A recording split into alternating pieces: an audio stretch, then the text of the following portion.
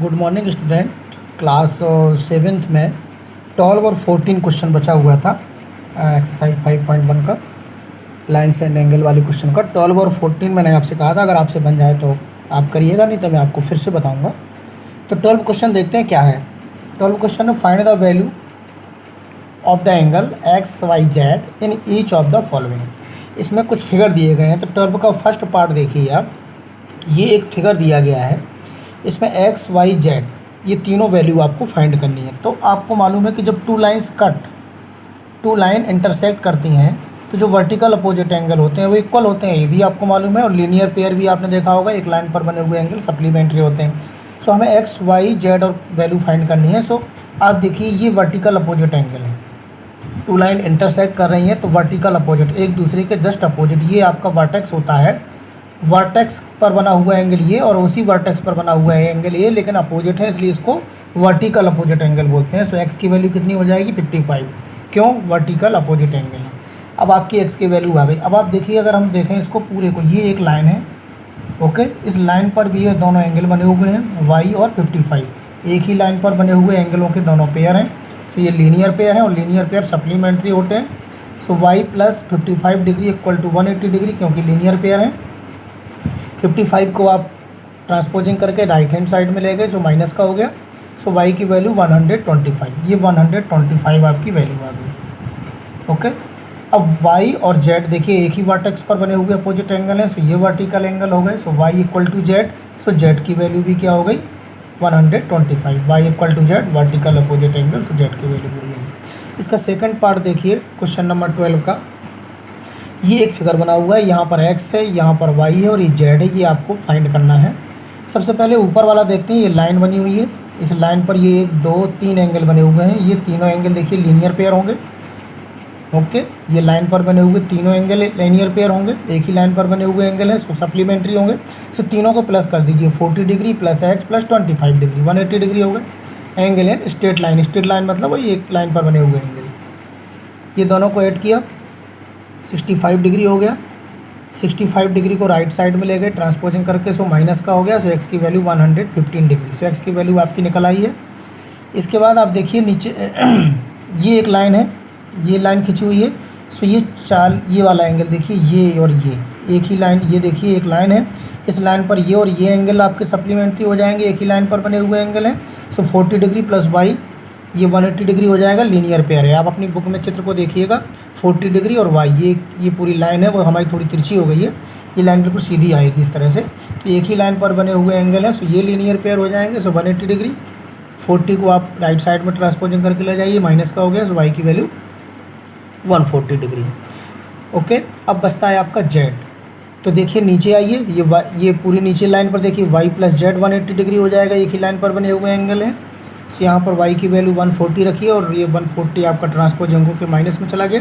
सो z की value 40 degree बची। So आपका x की value 150 degree, y equal to 140 degree और z 40 डिग्री। सो ये कंप्लीट हो गया। ये 12 क्वेश्चन था आपका, एक क्वेश्चन और बचा हुआ था 14 नंबर। सो नेक्स्ट क्वेश्चन आपका 14 है, in the adjoining figure name the following pairs of angle. केवल आपको फिगर को देखकर जो एंगल्स लिखने हैं उनका क्या लिखना है आपको, पेयर्स ऑफ एंगल। केवल आपको एंगल्स का पेयर लिखना है कि वो कौन कौन से, जो आपसे पूछा जाए।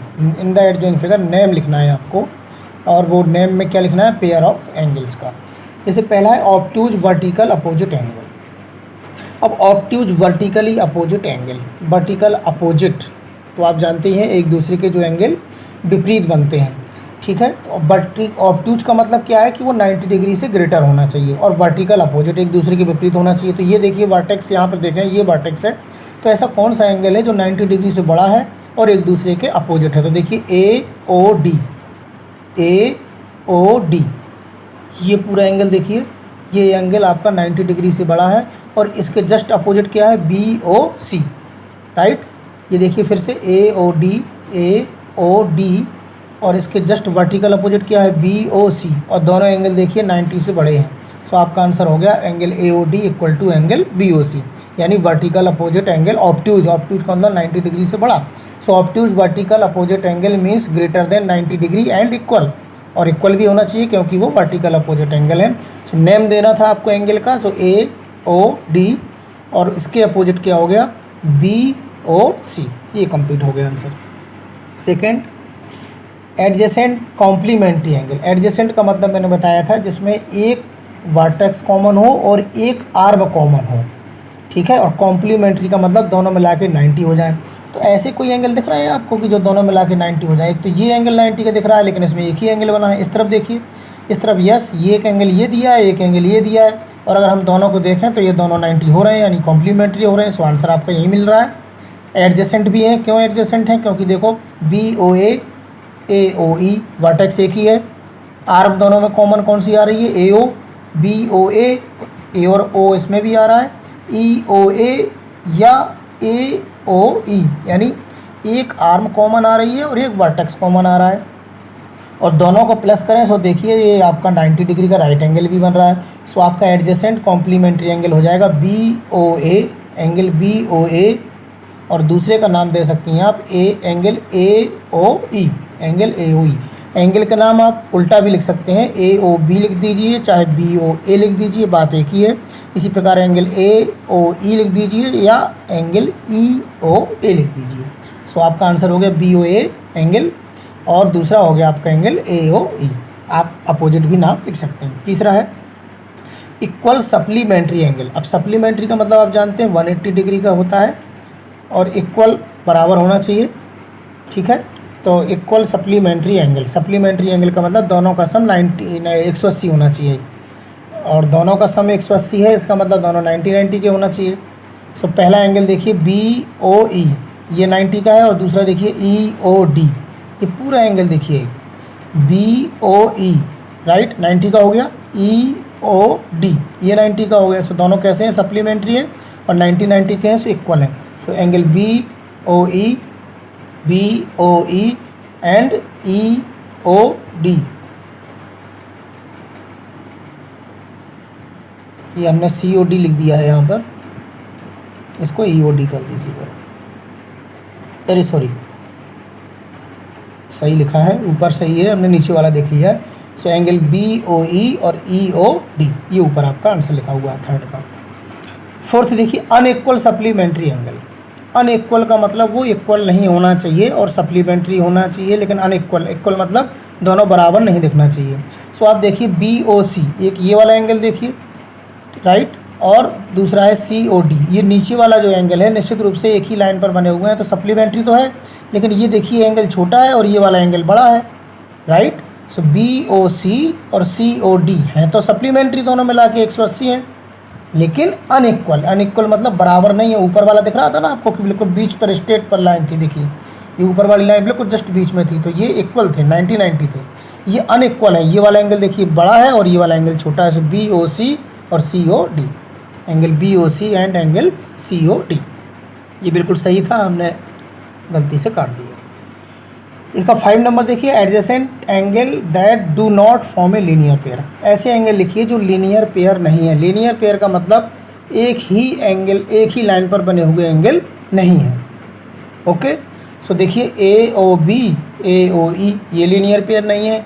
इतना केवल भाग देखिए आप, इसको बंद कर दीजिए और केवल इतना देखिए, ए ओ बी और ई ओ ए या ए ओ ई, ये एंगल दोनों जो बने हुए हैं ये एडजेसेंट तो हैं दोनों एंगल। कौन से, फिर से देखिए ए ओ बी और ए ओ ई, ये दोनों जो एंगल बने हुए हैं ये एडजेसेंट हैं, लेकिन ये लीनियर पेयर नहीं है। So adjacent angle that do not form a linear pair, लेकिन वो लीनियर पेयर नहीं होना चाहिए। और बताइए, और देख लेते हैं, ए ओ ई और ई ओ डी, ये दोनों एंगल देख लीजिए, ये भी दोनों आपके एडजेसेंट हैं, लेकिन लीनियर पेयर नहीं है, क्योंकि लीनियर पेयर होते तो दोनों का सम कितना होता, 180 होता। इन दोनों का सम भी 180 नहीं है, इन दोनों का सम भी 180 नहीं है। सो ये दोनों भी एडजेसेंट हैं, ये वाले दोनों भी एडजेसेंट हैं। सो आप बी ओ ए ओ ई, राइट, ए ओ ई ओ डी, ये एंगल के नाम दे सकते हैं। और कोई दे सकते हैं तो बिल्कुल दे सकते हैं, ई ओ डी और सी ओ डी, ये दोनों एंगल भी देख लीजिए। क्यों, क्योंकि ई ओ डी, इस पर ओ वर्टेक्स कॉमन है, ओ डी लाइन कॉमन है, लेकिन इन दोनों का एंगल का सम सप्लीमेंट्री नहीं है, सो ये एडजेसेंट तो है, एडजेसेंट का मतलब एक ही कॉमन वर्टेक्स होना चाहिए और एक ही आर्म कॉमन होना चाहिए। सो देखिए ई ओ डी ओ आ रहा है और ओ डी आ रहा है। सेकेंड डी ओ सी, फिर भी डी ओ आ रहा है और ओ दोनों में कॉमन आ रहा है। हर एंगल में ओ कॉमन वर्टेक्स है और ओ डी आपकी कॉमन आर्म है। सो ये दोनों एंगल भी आपकी एडजेसेंट है, लेकिन ये लीनियर पेयर नहीं है। सो आपका ये आंसर लिखा हुआ है क्वेश्चन नंबर 5 का। ये बहुत आसानी से मैंने आपको इस क्वेश्चन को समझाया है। सो आपको ये समझ में आना चाहिए कि एडजेसेंट क्या होते हैं। एडजेसेंट में एक ही कॉमन वर्टेक्स होता है, एक ही आर्म कॉमन होती है। लीनियर पेयर में क्या होता है, एक ही लाइन पर बने हुए एंगल का पेयर होता है, लेकिन वो सप्लीमेंट्री होता है, 180 डिग्री होता है। अब आपकी इसके बाद एक्सरसाइज 5.2 शुरू हो जाएगी। ये 5.1 आपका कंप्लीट हो गया। सो 5.2 में एक टॉपिक है ट्रांसवर्सल लाइन। ट्रांसवर्सल लाइन क्या होती है उसकी मैं आपको डेफिनेशन और फिगर से समझा दे रहा हूँ, जो कि नेक्स्ट टर्म पर आप इसको पढ़ेंगे, ठीक है। सो ट्रांसवर्सल लाइन को डेफिनेशन लिखेंगे, a line that intersect two or more lines at distinct point is called transversal. यानी एक ऐसी लाइन जो 2 या 2 से अधिक लाइंस को डिस्टिंक्ट माने अलग अलग, डिस्टिंक्ट माने अलग अलग पॉइंटों पर कट करती है, उसको ट्रांसवर्सल लाइन कहते हैं। इसको हिंदी में तिरछी रेखा भी बोलते हैं। यानी जो 2 या 2 से अधिक रेखाओं को, मैं हिंदी में भी बता रहा हूँ, जो 2 या 2 से अधिक रेखाओं को, रेखा तो आप समझते हैं, उनको अलग अलग पॉइंटों पर कट करती है, वो लाइन कहलाती है transversal. A line that intersects 2 और मोर लाइन्स एट डिस्टिंक्ट माने अलग अलग, भिन्न भिन्न point is called transversal line. तो जब 2 लाइनों को एक लाइन कट करती है उसको ट्रांसवर्सल लाइन कट करते हैं। इसके बारे में नेक्स्ट टर्म पर पढ़ेंगे। ओके।